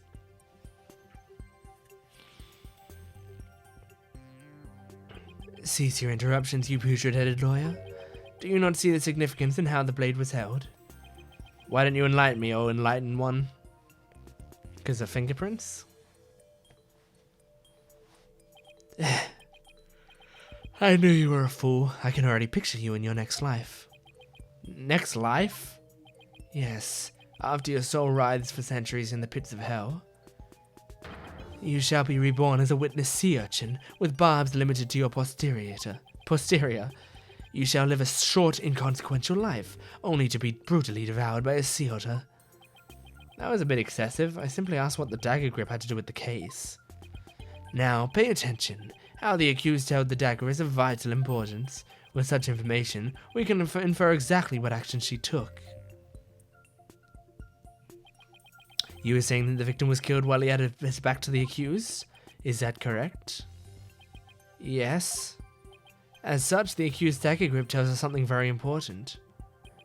The accused approached the victim from behind, swung her arms around him, and plunged the dagger deep into his abdomen with a reverse grip.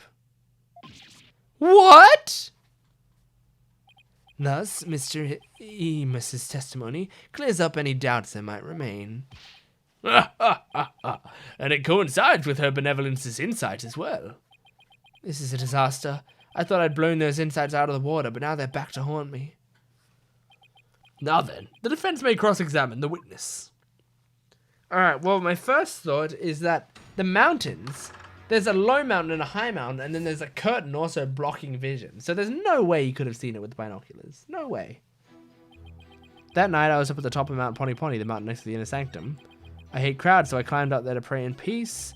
I know it's a no-no, but since there was no one around, I used my binoculars to spy on the ride at the Inner Sanctum. Let's press this. You had a pair of binoculars with you? That's pretty convenient. You weren't planning to spy on the ride all along, were you? Actually, I just happen to have them for bird watching. Bird watching, huh? I see. You're not going to keep pressing him on this? He's sketchy as heck, but I don't really have anything I can really sink my teeth into yet. Oh, okay then. I love the great outdoors. That's just the kind of guy I am. A guy called Anonymous TBD.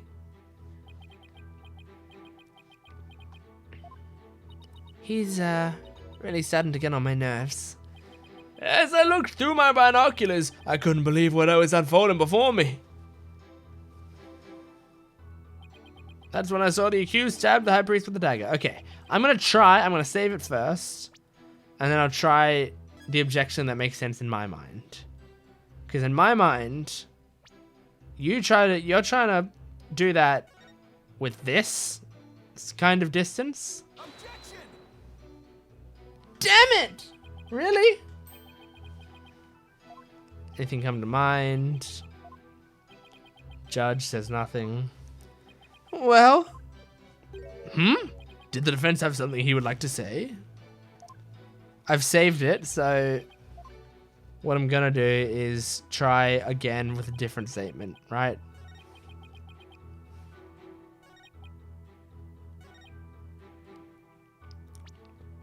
I'll try it with this statement. Just think. Oh, I'll press it first.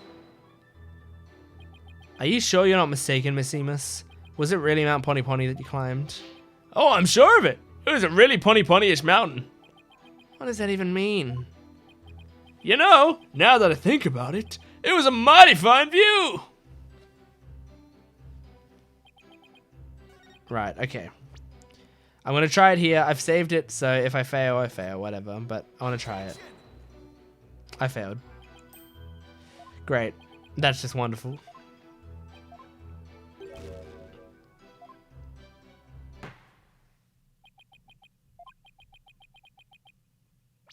All right, let's return to title. Yes. Okay. Tap screen, continue. This, yes. Okay, here we go. Let's, I'm gonna continue to press things. So, I already read this, but I'm gonna do this again just in case.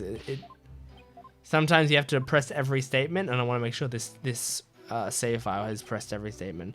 I hate crowds, so I climbed up there to pray in peace. If you hate crowds, why bother climbing to the top?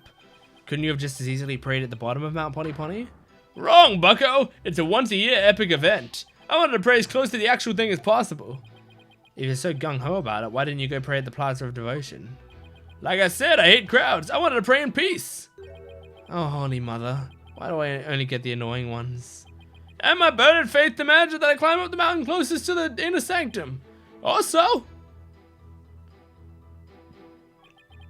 I know it's a no-no, but since there was no one else around. Since nobody was around, there is nobody who can corroborate your actions either. Hee-ho! You're exactly right. In that case, Mr. Remus, let me ask you this. Was there a reason you didn't want to be seen?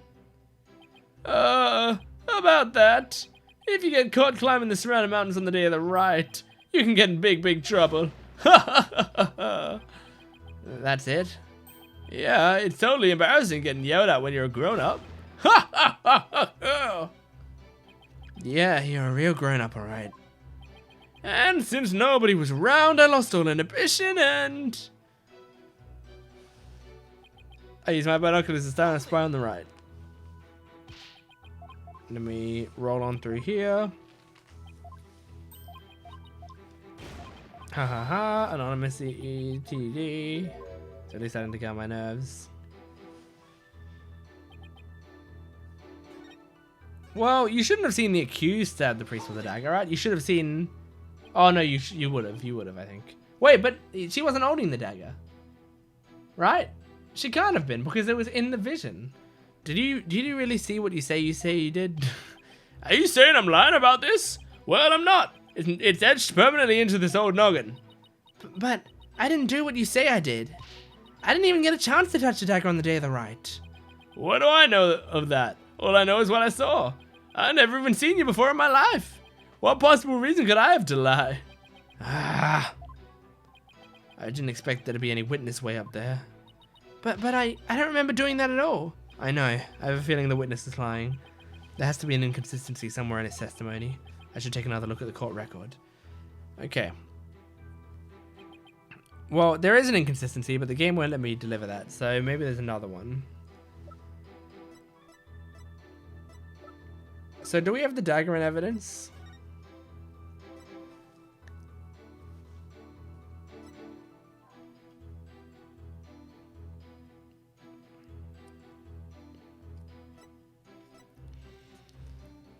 Okay, caused by a bladed weapon, right.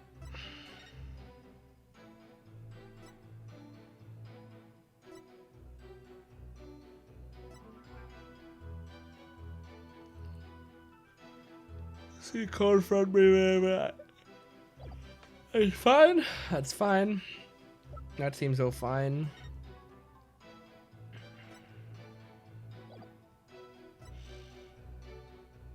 Is this what I'm supposed to be presenting? The ritual curtain that's like you can't see?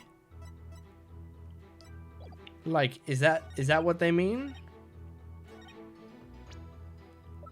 Because if it's this, I think it is this. Ah! So I had the right idea before. I was just presenting the wrong evidence. That's annoying. Your Majesty, I had my doubts about this bushy-bearded witness, but now I know we can't trust him. What? You ain't just judging me solely on my bodacious beard, are you? Not at all, Mr. Remus. It's much more than your sketchy appearance. It's your sketchy testimony. His testimony, you say? Yes. Recall how the Inner Sanctum was that day. Specifically, that it was completely enclosed by the ritual curtain. Why, yes. I believe you're right. The curtain would have completely blocked the witness's view from Mount Poni Poni. Therefore, he couldn't possibly have seen the murder happen. Hoo-ha! Mr. Remus, have you been knowingly making false statements to this court? You got me! The witness will lower his voice. I didn't actually see the accused herself. He didn't actually see the accused herself? What's that supposed to mean? Let me set the record straight, I beg you.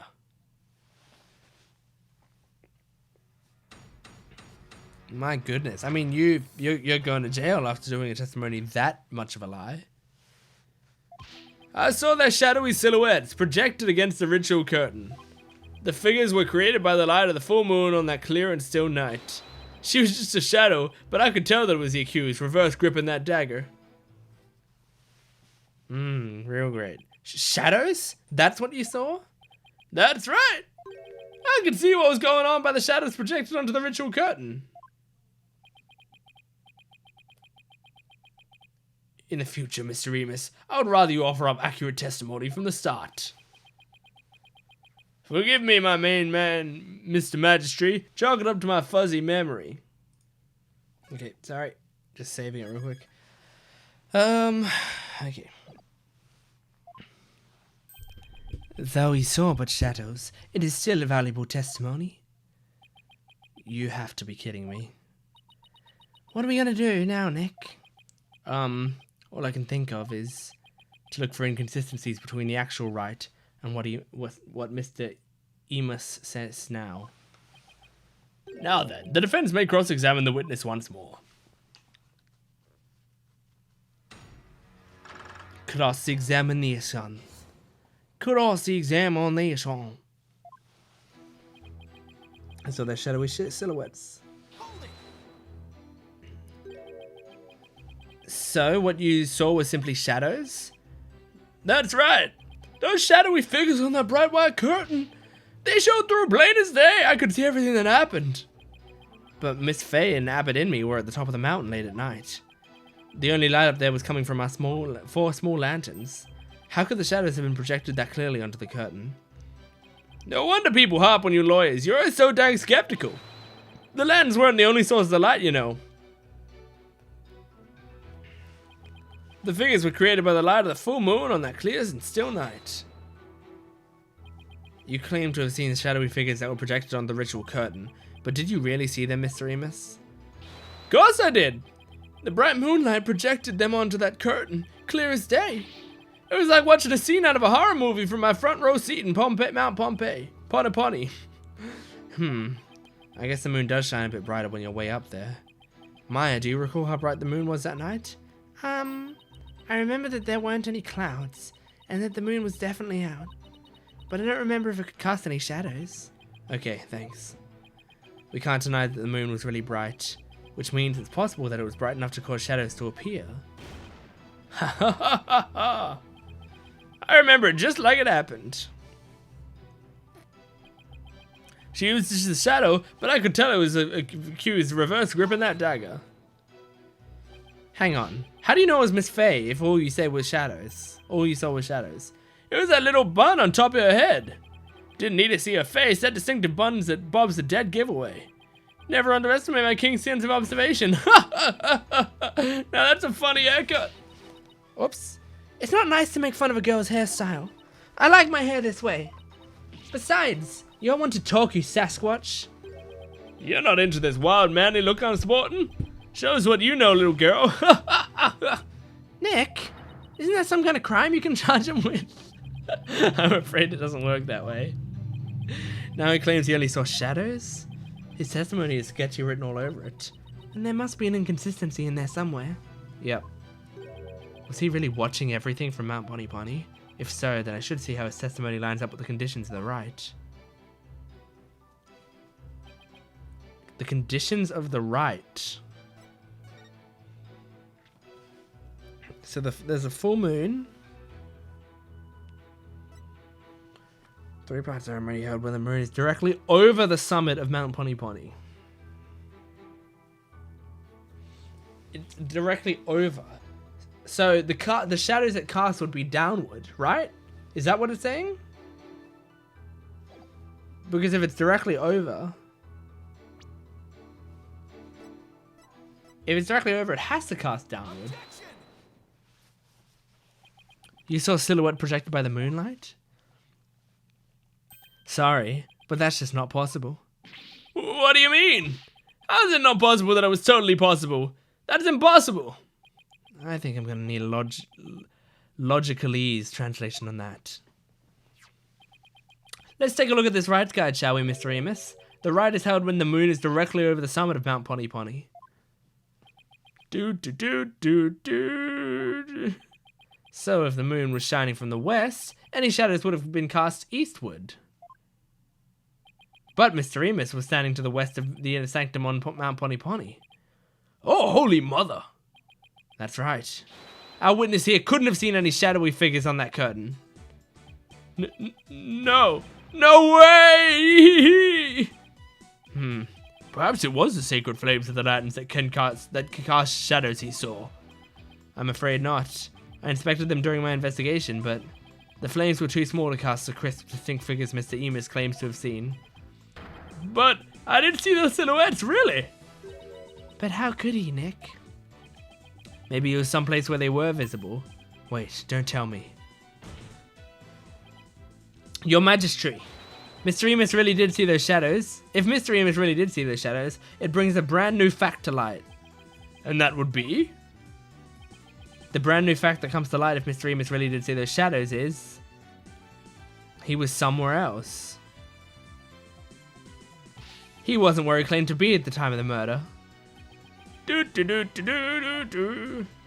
Oh, then where do you propose the witness was? Someplace where he could have seen the shadowy figures, naturally. Wait, you mean... None of the mountains east of the Inner Sanctum are close enough for a good view. That leaves only one place he could have clearly seen the shadows from. And where might that be? This is where Mr. Amos was at the time of the murder. The Inner Sanctum, right? Is that what it's called? I'm just trying to remember if...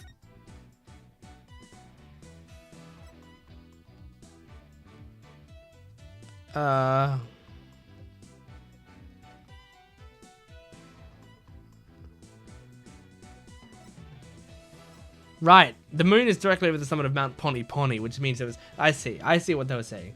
So it should have been shining that way, and so the shadow should have been cast on the other side. So he must have been on the other side. But I'm just trying to remember what this place is called. Oops.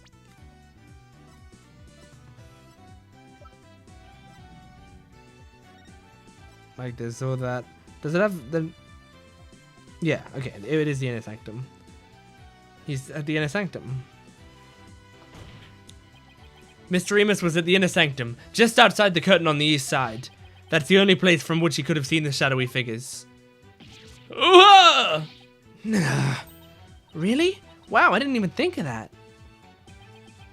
But wasn't the Inner Sanctum off limits to all but the victim and the accused? And the third party who was there, you mean? I get the feeling that's the subject Prosecutor Sadmati would rather not touch right now.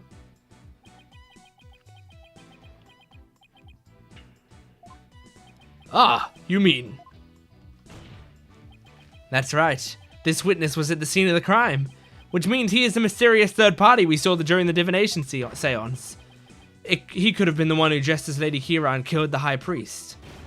Googie! What? No one but the two participants were allowed anywhere near the Inner Sanctum, and the only way up there are the stairs that start down at the Plaza of Devotion. So tell me, how do you propose the witness entered that sacred space? Oh, he must have, I hadn't thought that far ahead. The sanctum has sheer cliffs on 3 sides and a steep towering rock face on the other. No one could have made it there by climbing the faces of those cliffs. His Majesty speaks true. To say Mr. Remus was at such an inaccessible location is but a bit to tarnish his credibility. Is that not right? Right, I wasn't at the Inner Sanctum, no sir, no how. At least I'm pretty sure I wasn't. Then, what about those silhouettes you claim to have seen? I'm starting to think I've been imagining things. What? This is insane! I knew we couldn't trust that lawyer. He's trying to frame the witness. Peace, peace, I say. This is impossible. Unless I can show how we got to the Inner Sanctum, it just looks like I'm trying to slander Mr. Remus. I believe in you, Nick. Rah rah sis boom ba! Fight, fight, Phoenix Wright! Just look at the accused. Has she no shame? What's your problem, lady? Phoenix Wright is very trustworthy, I'll have you know. She's got some nerve for a criminal. I bet that lawyer poisoned her mind. Please, Maya, you're only making it worse. I appreciate the vote of confidence, but it's probably best to keep it to yourself for now. I would advise the defense to think carefully before making any more sudden outbursts. Yes, Your Majesty. If I wasn't the bad guy before, I definitely am now. Now, Mr. Remus, I would like you to think back carefully before you testify next about where you were that night.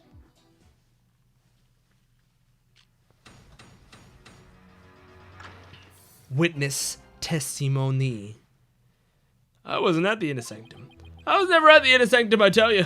That much I'm sure of, even with the fuzzy memory. Besides, it would have been impossible to get there in the first place. Boy, you lawyers sure are scary. I guess it might have been impossible for him to get to the Inner Sanctum like he claims, but... Now, will you desist in trying to frame this innocent witness? Yeah, I'd like to see you explain how he got up there. Mr. Wright, is it not time to end these cross-examinations?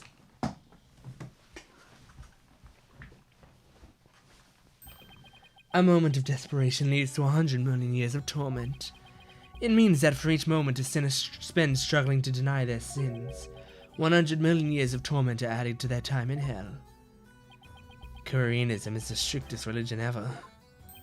And just so you know, you've already accrued 200 million extra years. Plus the 500 million years they started with, that's 700 million years of torment. Sure, what's another 200 million, give or take? Well, it's a big deal for me. I can't keep saying that the witness was there at the Inner Sanctum, if I can't prove it. The problem is, how am I going to do that?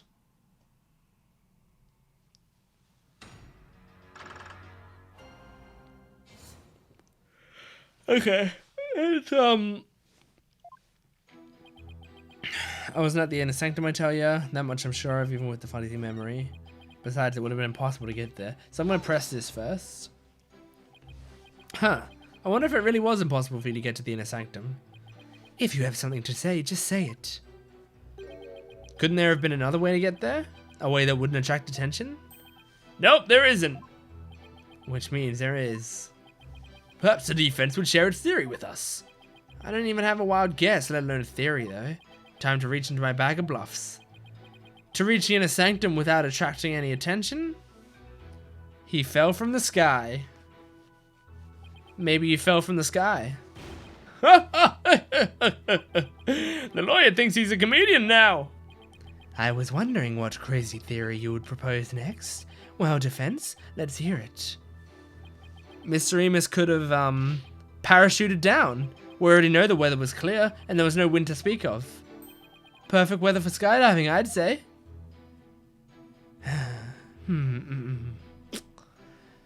Now that you have been backed into a corner, your delusions grow even more delusional.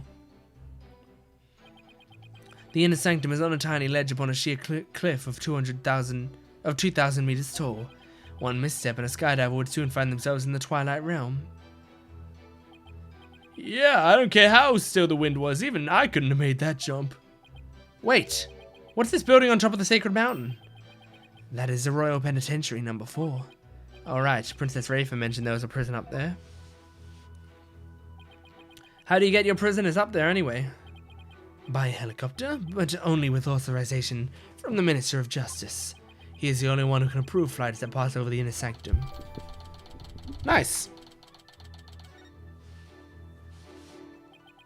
Might I also add, defense, that no parachute or any other equipment necessary for skydiving have been found. Are you saying I flew down there by flapping my arms? I may be an incredible dude, but even I'm not capable of that. Well, please add that statement to your testimony, Mr. Remus. It's not like I can fly through the air either. Yep, well, now I've got what I said originally. Parachute! Mr. Remus is right. He couldn't have skydived down there without any gear. Well now, finally come around, have you? Now you see that I couldn't have possibly been there at the Inner Sanctum. Right. If you didn't have any gear, that is. What on earth are you talking about? That overreaction is a dead giveaway that I'm on the right track. Take a look at this piece of evidence. Those are prayer flags, are they not? Yes, but they've been sewn together to create one big banner. A banner that could also function like a parachute. Polgunka. The people of Kudain are so used to seeing prayer flags that the police didn't even think twice about these flags during their investigation. No, this cannot be. The witness landed at the Inner Sanctum by using these prayer flags as a parachute. Is that not right, Mr. Remus? There's no way out. I'm surrounded. Mr. Remus? Oh, this talk's jogged my memory. I guess I was there at the Inner Sanctum after all. Grr.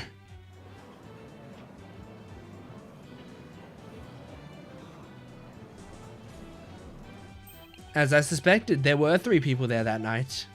You did it, Nick. You weren't wrong after all. Thanks. Mr. Remus, you were the one disguised as Lady Kira that night, weren't you? No way, no how. It's like this, oh yeah, I was only there at the Inner Sanctum by accident. By accident? Exactly. And that thing's not a parachute, it's a homemade paraglider. A paraglider? Are you telling me you could fly using that patchwork mess of material? It may not look like much, but it's as sturdy as can be. I rode the wind like an eagle, going higher and higher from my earthly launching point. But then something happened that forced me to land at the Inner Sanctum. So you just happened to land there? You expect me to believe that? Now, please calm yourself, Mr. Wright. However, the fact that the witness was at the Inner Sanctum is crucial testimony indeed, and it certainly warrants further explication. Therefore, let's continue with more testimony. Alright. I really want to continue this, but also I think I should take a break. So I will take a break. I'll save this and I'll take a break. So thanks and goodbye.